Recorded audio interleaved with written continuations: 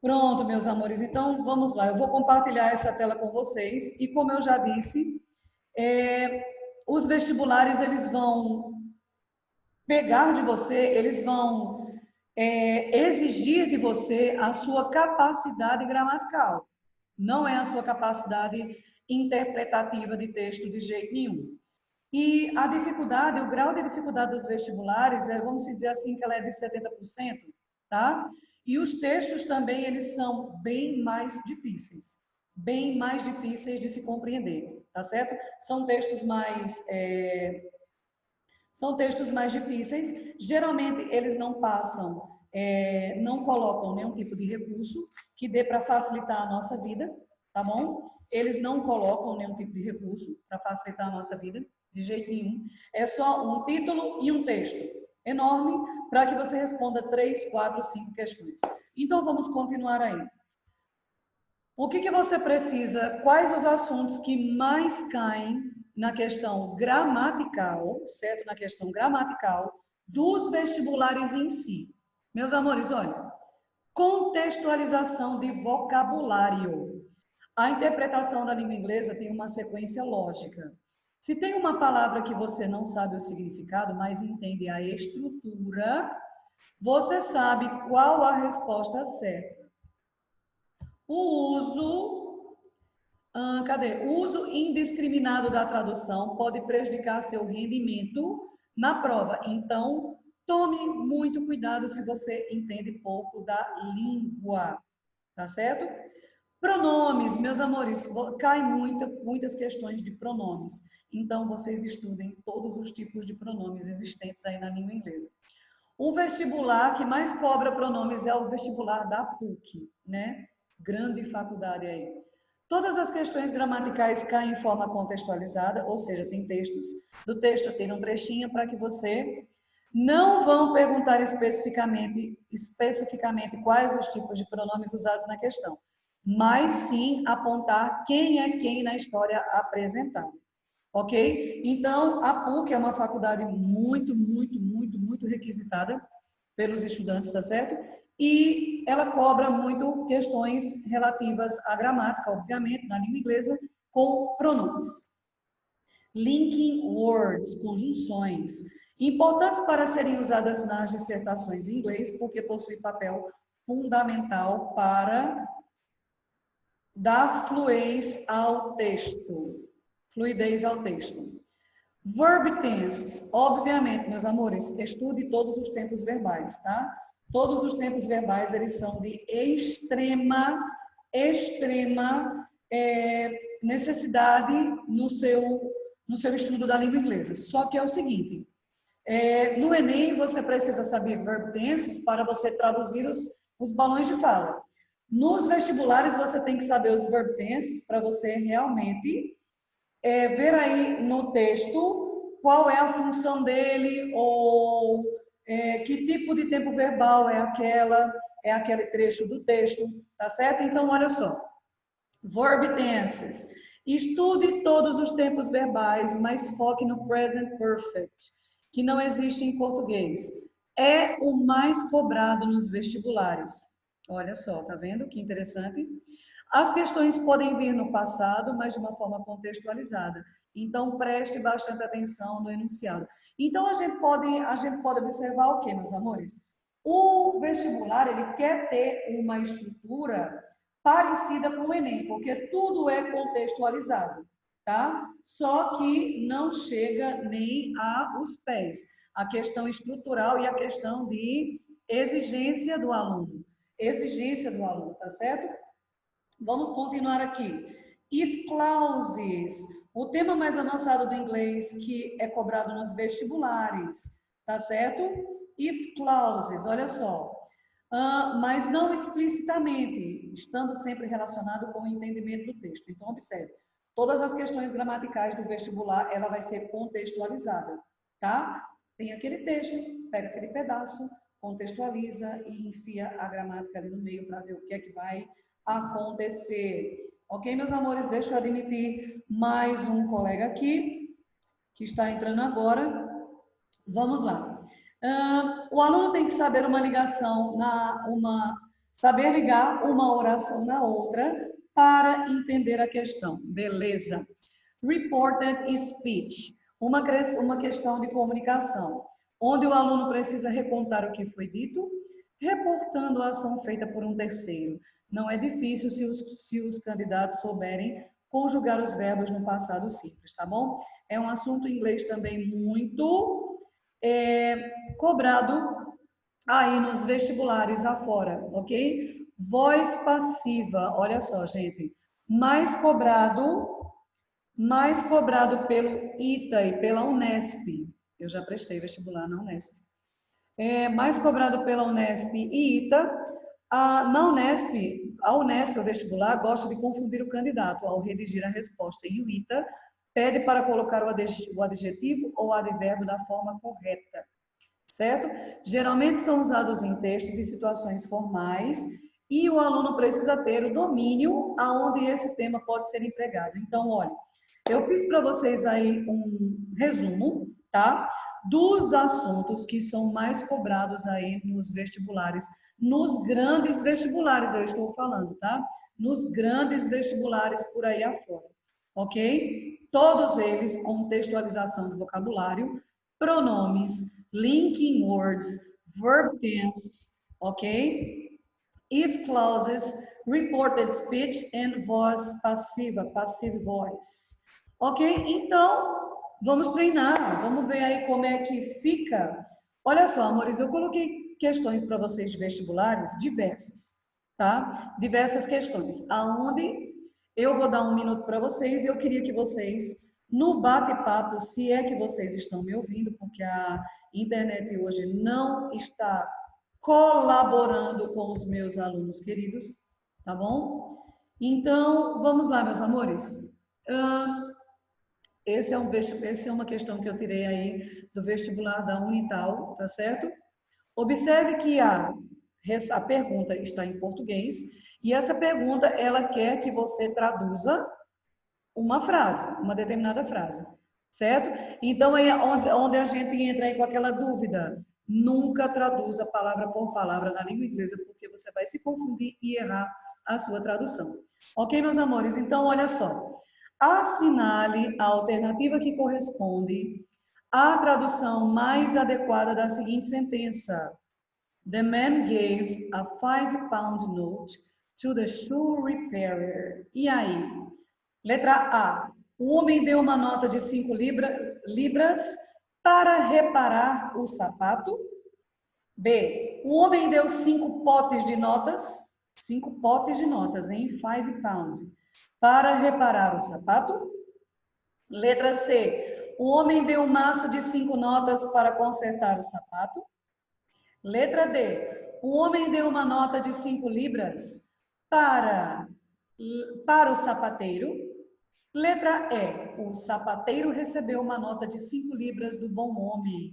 E aí, meus amores, what is the correct answer? Talk to me, please. Falem comigo, meus amores.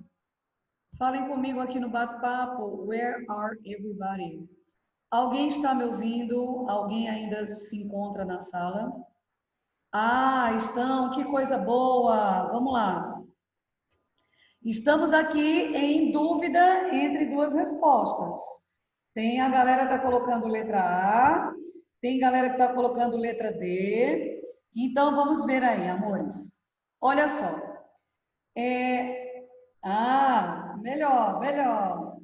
Melhorou. Então, meus amores, olha só. The man gave, certo? Man gave, verbo give no passado, então deu. Uma das 4 alternativas está correta, certo? Deu.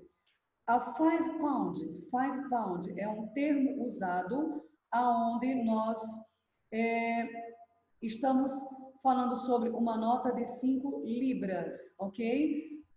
To the shoe repairer. A gente não fala para reparar o sapato, né? É muito difícil. Você chega num sapateiro e você fala assim, eu gostaria de reparar o meu sapato, certo? Não, gente. A gente chega no sapateiro, dá um dinheiro e conserta aí meu sapato, por favor. Está descolado, furado, sei lá. Então, the correct answer is letter D. Letra D, amores, letra D. Observe que mesmo a questão das traduções nos vestibulares, eles gostam de confundir a nossa cabeça, viu? Olha só, você vai, tem que reparar, então deve ser uma das duas alternativas corretas. Nada a ver, viu? Em vestibular, em questão de vestibular, não tem nada a ver as alternativas que tem a palavra repetida. Não se apegue a esse tipo de informação, ok? Vamos aí para a próxima questão. Olha só, peguei do vestibular da Mackenzie, é um vestibular mega top, top de linha, tá? A pergunta já é em inglês, ok? Indicate the alternative that best completes the following sentence. Então, obviamente, indique a alternativa que mais complete, que mais aí esteja de acordo com a frase. They finally decided to buy a... Meus amores da minha vida, olha aqui, ó, plural, plural. E sabe qual é o problema? Quando a gente estuda plural no Fundamental 1, o plural é tão resumidozinho. E esse assunto, ele é tão complexo, ele é tão cheio de normas, de exceções às regras, que só quando você estudar profundamente o plural dos substantivos em inglês você vai ter uma noção de quão complexo ele é. Ok? E aí, vocês têm alguma ideia, meus amores? Como é que nós falamos carro de 4 portas em inglês? E aí?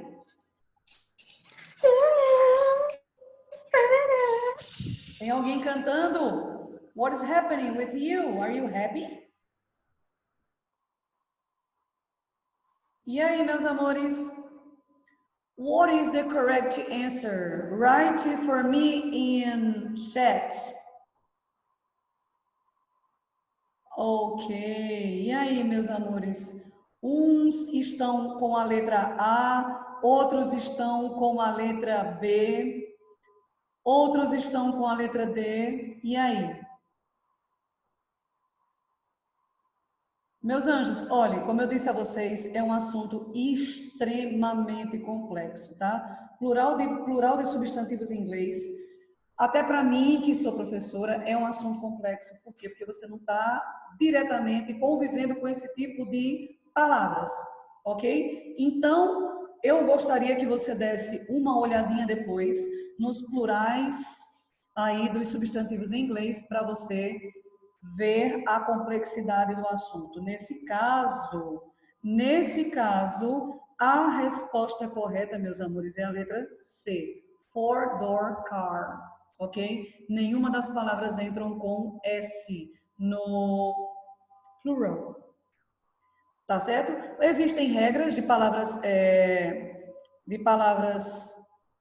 que tem duas palavras aí, esqueci a palavra no momento na minha mente, mas também existem exceções da regra. Isso que em inglês é tão minucioso e tão difícil, tá?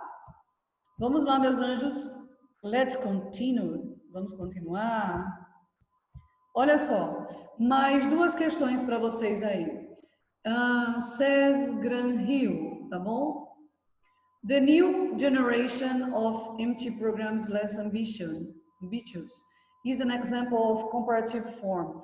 Cai muito a questão de superlativo, comparativo, tá? Cai bastante em vestibulares também. Mark the item with also contrays a comparative form. Bom, meus amores, vocês teriam que avaliar, aliás, vocês terão que avaliar essas frases e você marcar aí qual alternativa ela faz parte aí de comparação. Ela está comparando uma frase com a outra. E aí, meus amores? E a E. Qual seria the correct answer? Veja aí no bate-papo para mim, amores. Qual seria a resposta correta? Vamos lá. Cuidado para não confundir aí palavras que vocês já viram, como, deixa eu ver, carelessly, deixa eu ver que mais, worst, certo? Least, and others. Bom, a palavra que indica comparação, certo? Comparação é a letra E, ok? Farther, certo? É a palavra que indica comparação aqui nessa questão 8, né? Eu peguei o número da questão, na questão 8. Olha aqui, mais uma questão sobre superlativo, comparativo e etc. da Unesp. Tá bom? A data não é muito recente, mas é uma questão que ela continua no mesmo, na mesma estrutura, tá certo? The sooner a man begins to work. E aí, amores, quais dessas palavras se encaixam mais? E você está vendo que não tem nenhuma explicação sobre o que você deve procurar, então fica bem complicado, né?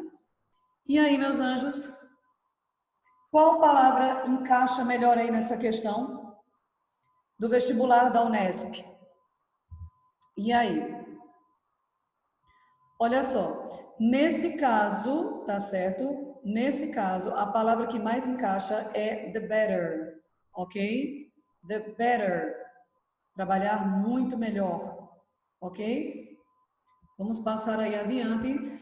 O que eu estou fazendo com vocês apenas é para vocês verem a diferença entre a estrutura dos grandes vestibulares e a estrutura do Enem em si, tá? Como ele tem essa questão da dificuldade ser maior, da interpretação de texto não ser levada tão ao pé da letra, e sim a questão gramatical dentro do texto, ok? Olha só, tenho aí uma outra questão, certo, do FEI. Worst é o superlativo de quê? E aí, meus amores, worst é o superlativo de well, good, warm, bad ou wealthy? E aí? Worst é o superlativo de bad, tá certo? Quando eu quero dizer que uma coisa ela é extremamente ruim, eu digo worst, tá bom? Vamos continuar aí com a próxima questão, tirado do Mackenzie também, amores. Olha, questões relativas à tradução de textos, de frases, tá? Como é que nós falamos essa frase do português para o inglês? Certo que vocês sabem que não é, a gente não tem que levar em conta a mesma estrutura da língua portuguesa, né? Nós temos que adaptá-la à língua inglesa, certo? Vamos lá. Choose the correct alternative. Eita, Adriane, tem mania de escrever tudo junto. Choose the correct alternative. Aquele é o Tim perto da porta. Aliás, aquele é o Tim perto da porta? Não, Tim é o que está na janela. E aí, meus amores? Qual seria a questão correta dessa frase? E aí? E aí, meus amores, qual é a questão correta?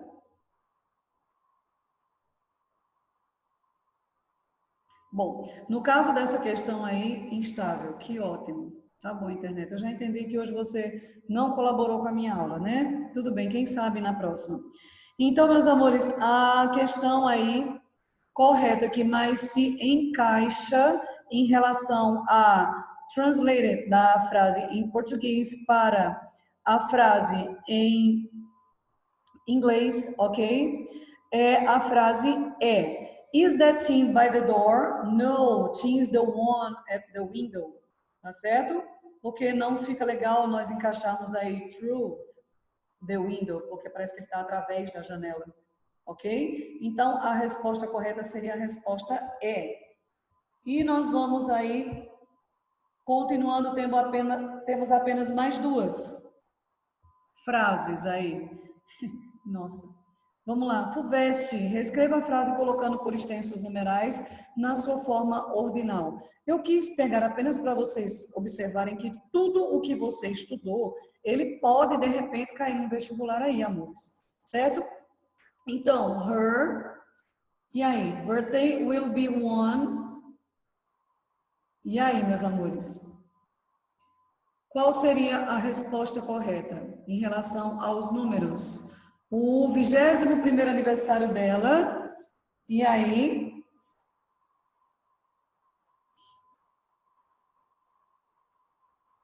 E aí, meus amores? Resposta correta, resposta correta. aqui, olhem.